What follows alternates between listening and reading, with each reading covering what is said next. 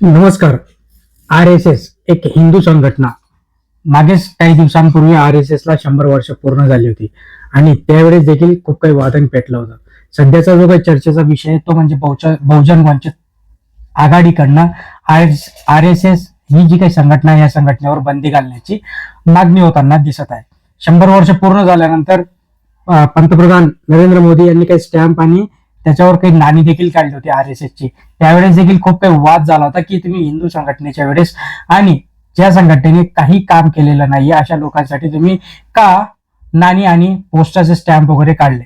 त्यावेळेस तो एक वाद झाला आणि आता रिसेंटली 2 दिवसांपूर्वी छत्रपती संभाजीनगरमध्ये बहुजन वंचित समाज यांचा एक मोर्चा निघाला आणि त्या मोर्चाची मागणी होती आर एस एस वर बंदी घालण्यासाठी.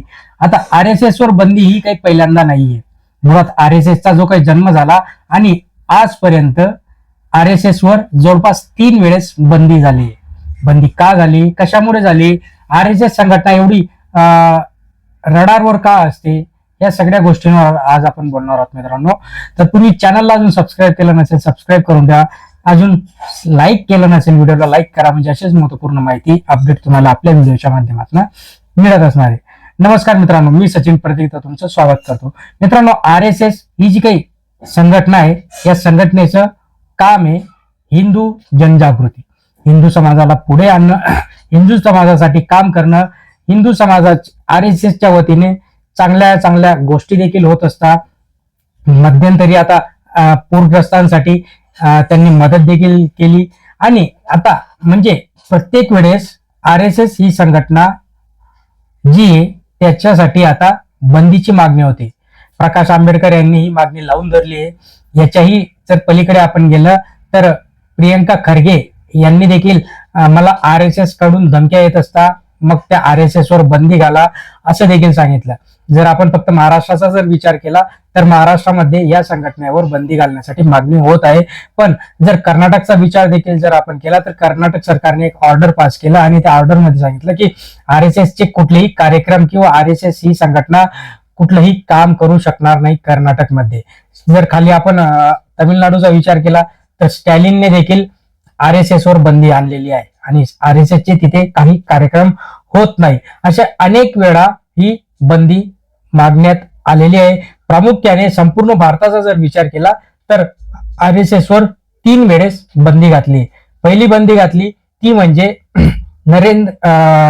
महात्मा गांधी यांची जी काही हत्या घडण्यात आली, हत्या घडवली किंवा हत्या केली Nathuram Godse R S S चे कार्यकारिणीमध्ये होते आणि त्यावेळेस देखील आर एस एस वर बंदी घालण्यात म्हणजे भारत स्वतंत्र झाला आणि स्वतंत्र झाल्यानंतर पहिले जे काही आपले सरदार वल्लभभाई पटेल होते, सरदार वल्लभभाई पटेल यांनी आर एस एस वर बंदी घातली. का बंदी घातली? कारण की आर एस एस ने त्यावेळेस सांगितलं होतं की आम्ही असा म्हणजे नथुराम गोडसे आणि त्यावेळेस देखील ज्या काही संघटना होता त्यांनी देखील मागणी केली होती. मग वल्लभभाई पटेल देखील लोकशाही मार्गाने चालणारे नेते होते, त्यांना देखील आर एस एस ही जी काही संघटना आहे ही संघटनेने चांगलं काम करावं. भलेही तुम्ही हिंदूंसाठी काम करतायत पण याच्यामध्ये लोकशाहीला कुठेतरी धक्का बसतोय आणि म्हणून त्यांनी त्याच्यावर बंदी आणली होती. नंतर दुसऱ्यांदा ज्यावेळेस बंदी घातली त्यावेळेस नेहरूंना त्यांनी पत्र लिहिलं होतं. नेहरूंना काय पत्र लिहिलं होतं तेही आपण जाणणार आहोत की गांधीजींच्या हत्या राष्ट्रीय स्वयंसेवक संघाचा सहभाग दिसून येत नाही असं त्यांनी यावेळेस सांगितलं होतं. बघा, बंदी तर घातली पण त्यांनी आर एस एस ला सपोर्ट देखील केला की सहभाग दिसून येत नाही. हे काम हिंदू महासभेच्या कट्टरपंथी कार्यकर्त्यांनी केलेलं दिसतंय. बघा, हिंदू महासभेच्या कट्टरपंथी कार्यकर्त्यांनी हे काम केलेलं दिसतंय असं त्यांनी त्यावेळेस पत्रामध्ये सांगितलं. हे कट्टरपंथी सावरकरांच्या नेतृत्वाखाली काम करतात.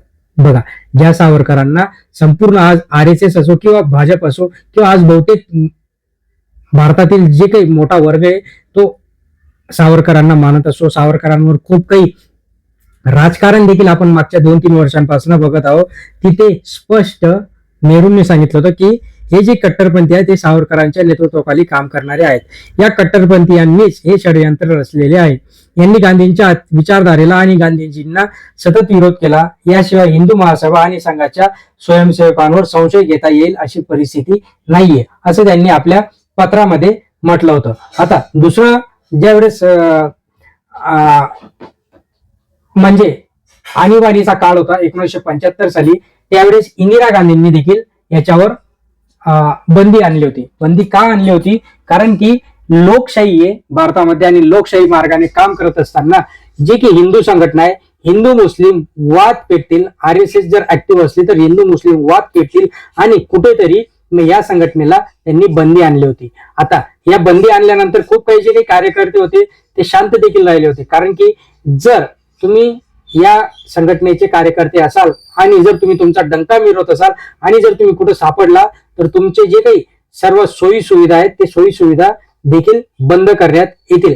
याच्याही आधी एक नागरी सेवा आचरण नियम देखील आणण्यात आणला होता 1964 साली. कोणीही सरकारी कर्मचारी राजकीय पक्षाचा सदस्य नसेल. बघा, जर तुम्ही सरकारी अधिकारी किंवा सरकारी नोकरीमध्ये असाल तर तुम्ही कुठल्याही राजकीय पक्षाचा सदस्य नसणार आहात. राजकीय आंदोलनात सरकारी अधिकारी सहभाग होणार नाही. राजकीय कार्यक्रमात सरकारी कर्मचारी सहभाग घेता येणार नाही. असं हे कायद्याच्या अंतर्गत 1975 साली त्यांनी ते लावून धरलं होतं.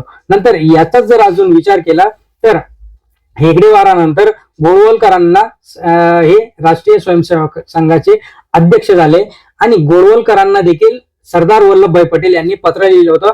पत्रामध्ये बोलले होते की भाई श्री गोळवलकर, तुम्ही RSS बाबतची माझी असलेली मतं जाणता. लोकांनाही माझी ही मतं माहिती आहेत. माझ्या मनात कोणतेही संदेह नाही की संघानं स्वातंत्र्यानंतरच्या परिस्थितीत हिंदू धर्माची सेवा केली आहे. बरोबर, परिस्थिती हिंदू धर्माची सेवा केली. अशा भागात जिथे लोकांनी मदतीची गरज होती, संघाच्या तरुणांनी महिलांचं आणि लहान मुलांचं संरक्षण केले. बरोबर, मदत केली. प्रश्न त्यावेळेस निर्माण झाला जेव्हा बदला घेण्याच्या भावनेने मुसलमानांवर हल्ले केले गेले. म्हणजे RSSने हल्ले केले मुसलमानांवर, असं सरदार वल्लभभाई पटेल यांनी गोळवलकरांना पत्र लिहिलं होतं. हिंदूंना जो त्रास झाला त्याचा मला खेद आहे, पण त्याचा बदला म्हणून निर्दोष मुस्लिम महिला आणि मुलांवर घेतला जाणं, त्याचा बदला जो आहे तो निर्दोष मुस्लिम आणि लहान मुलांवर घेणं चुकीचं आहे असंही त्यांनी यावेळेस सांगितलं. नंतर त्यांनी एक श्यामाप्रसाद मुखर्जी यांना देखील पत्र लिहिलं होतं. गांधीजींबाबत घडलेल्या घटनेला खटला न्यायालयात आहे, त्यामुळे संघ आणि हिंदू महासभेबाबत आताच काही सांगता येणार नाही. पण जी घटना घडली त्या या दोन्ही संघटनांच्या विद्वेषमूलक हालचालींचा परिणाम आहे. माझ्या मनात शंका नाही की हिंदू महासभेचा कट्टरपंथी गट यात सामील होता. राष्ट्रीय स्वयंसंघाच्या चालवलेल्या प्रचारानं भारत सरकार आणि देशाच्या अस्तित्वाला देखील धोका निर्माण होऊ शकतं असं सरदार वल्लभभाई पटेल यांनी सांगितलं. सरदार वल्लभभाई पटेल यांनी वारंवार RSSला जर एका प्रकारे बघायला गेलं तर विरोध केला आहे. म्हणजे RSSच्या ज्या काही गोष्टी असतात, ज्या काही हालचाली असतात त्यांना सरदार वल्लभभाई पटेल यांनी विरोध केला आहे. तिसऱ्या वेळेस बंदी आली ती म्हणजे 1992 साली. 1992 साली बाबरी मशीद ज्यावेळेस पाडण्यात आली त्यावेळेस पंतप्रधान असलेले PV नरसिंहराव यांनी देखील RSS वर बंदी आणली. कारण की त्यावेळेस देखील खूप काही मोठा हिंदू मुस्लिम वाद हा पेटला गेला होता आणि त्याच्यामध्ये खूप काही लोकांचं जीव, म्हणजे त्यात हिंदू असतील मुस्लिम असतील सर्वच्या सर्वने आपले प्राण गमावले होते आणि म्हणून त्यावेळेस देखील ही बंदी आली होती. आणि आता रिसेंटली 2 दिवसांपूर्वी प्रकाश आंबेडकर यांनी याच्यावर बंदीची मागणी केली आहे. तर आता बहुजन वंचित आघाडीने जी काही मागणी केली त्या मागणीला काही लोकांचं असं म्हणणं आहे की डॉक्टर बाबासाहेब आंबेडकरांनी प्रत्यक्ष RSS शाखेला भेट देऊन तिथे एक भाषणही दिलं होतं आणि RSS बद्दलचा अनुभव त्यांनी सांगितला होता की RSS ही एक देशप्रेम आणि बंधुभाव जपणारी संघटना आहे. RSS मध्ये जातीयवाद आणि अस्पृश्यता पाडली जात नाही. आणि जर तुम्ही RSS वर बंदी आता घालतच असाल तर डॉक्टर बाबासाहेब आंबेडकरांचं ते भाषण आणि त्यावेळेसच्या त्यांच्या गोष्टी हे त्यांनी लक्षात घेणं गरजेचं आहे. RSS वर जर बंदी आली तरी काही पहिल्यांदा नसणार आणि जरी आली तरी ती काही जास्त वेळ टिकणारी नसते. आणि मुळात म्हणजे RSS वर आजच्या काळामध्ये बंदी येणं शक्य नाहीये. कारण की भाजप सरकार जे ते RSSच चालवतं असं सगळ्या माध्यमांमध्ये बोललं जातं. RSS भाजप म्हणजे RSSची शाखा आहे आणि भाजपचे जे काही निर्णय आहेत ते सर्व RSSच ठरवत असते. मित्रांनो, तुम्हाला काय वाटतं या विषयावर नक्कीच कमेंट बॉक्समध्ये कळवा. चॅनलला सबस्क्राईब करून ठेवा, लाईक करा. धन्यवाद.